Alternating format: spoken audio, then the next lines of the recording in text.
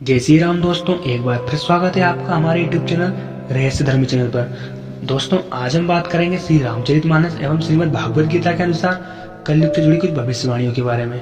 तो दोस्तों, आइए जानते हैं कब होगा कलयुग का अंत। कई हजार वर्ष पूर्व भागवत में श्री सुखदेव जी महाराज ने जिस बारीकी से और विस्तार के साथ कलयुग का वर्णन किया है वह हमारी आंखें खोलने के लिए काफी है। आज उसी वर्णन के अनुसार ही घटनाएं घट रही हैं और आगे भी ऐसी ही घटनाएं घटेंगी।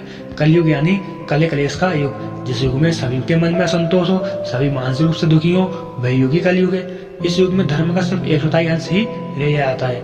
कलयुग का प्रारंभ 302 ईसा पूर्व में हुआ था। श्रीमद् भागवत पुराण और भविष्य पुराण में कलयुग का अंत का वर्णन मिलता है। कलयुग में भगवान कल्कि का अवतार होगा जो पापियों का संहार करके फिर से सतयुग की स्थापना करेंगे। कलयुग के अंत और कल्कि अवतार के संबंध में अन्य पुराणों में भी इसका वर्णन मिलता है। तो दोस्तों, आइए अब जानते हैं कलयुग का कालखंड कितने साल का रहेगा। दोस्तों, इस मान से कलयुग का काल 4,32,000 साल लंबा चलेगा। अभी कलयुग का प्रथम चरण ही चल रहा है। कलयुग का प्रारंभ 302 ईसा पूर्व से हुआ था, जब 5 ग्रह मंगल, बुध, शुक्र, बृहस्पति और शनि मेष राशि पर 0 डिग्री पर हो गए थे। इसका मतलब 5,118 वर्ष कलयुग के बीत चुके हैं और 4,26,882 वर्ष अभी कलयुग के शेष है। दोस्तों, कलयुग में मनुष्य की औसत आयु 20 वर्ष ही रह जाएगी। 5 वर्ष की उम्र में स्त्रियां गर्भवती हो जाया करेंगी। 16 वर्ष में लोग वृद्ध हो जाएंगे और 20 वर्ष में लोग मृत्यु को प्राप्त हो जाएंगे। इंसान का शरीर घटकर बौना हो जाएगा। ब्रह्मवैवर्त पुराण में बताया गया है कि कलयुग में ऐसा समय भी आएगा जब इंसान की उम्र बहुत कम रह जाएगी। युवा अवस्था बिल्कुल समाप्त हो जाएगी। कली के प्रभाव से प्राणियों के शरीर छोटे छोटे छिद्र और रोगग्रस्त होने लगेंगे। लोगों को तरह तरह की बीमारियां घेर लेंगी। श्रीमद् भागवत के 2 स्कंद में कलयुग के धर्म के अंतर्गत श्री सुखदेव जी महाराज परीक्षित जी से कहते हैं, परीक्षित, ज्यों ज्यों घोर कलयुग आता जाएगा त्यों त्यों उत्तरोत्तर धर्म, सत्य, पवित्रता, क्षमा, दया, आयु, बल और स्मरण शक्ति का लोप होता चला जाएगा। अर्थात लोगों की आयु भी कम होती चली जाएगी।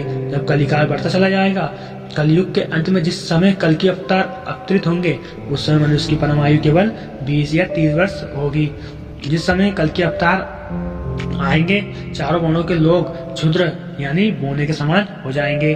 गाय भी बकरियों की तरह छोटी और कम दूध देने वाली हो जाएंगी।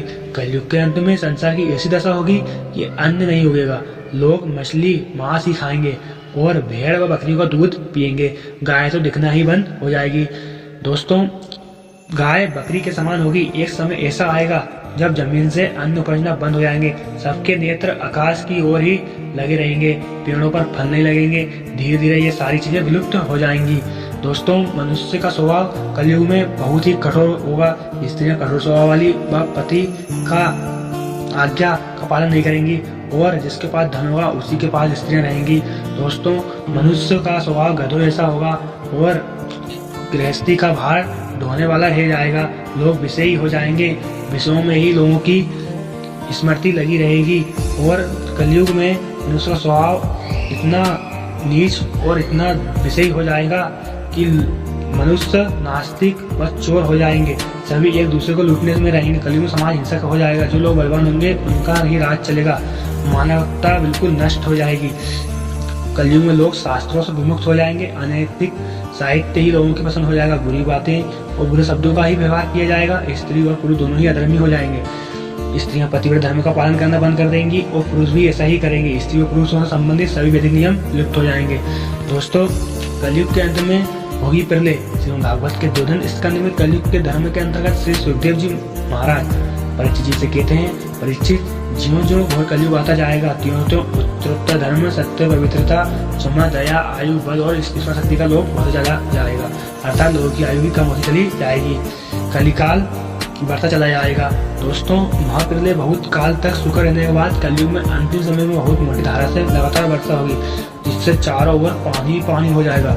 समस्त पृथ्वी पर जल हो जाएगा और प्राणियों का अंत हो जाएगा। इसके बाद एक साथ 12 सूर्योदय होंगे और उनके तेज से पृथ्वी सूख जाएगी। कलयुग के अंत में भयंकर तूफान और भूकंप भी चला करेंगे। लोग मकानों में नहीं रहेंगे। लोग गड्ढे खोद कर रहेंगे। धरती का 3 हाथ अंश अर्थात लगभग 4.5 फुट नीचे तक धरती का उपजाऊ अंश नष्ट हो जाएगा और कलयुग में भूकंप आया करेंगे। महाभारत में है कलयुग के अंत में प्रलय होने का जिक्र है, लेकिन यह किसी जल प्रलय से नहीं बल्कि धरती पर लगातार बढ़ रही गर्मी से होगा।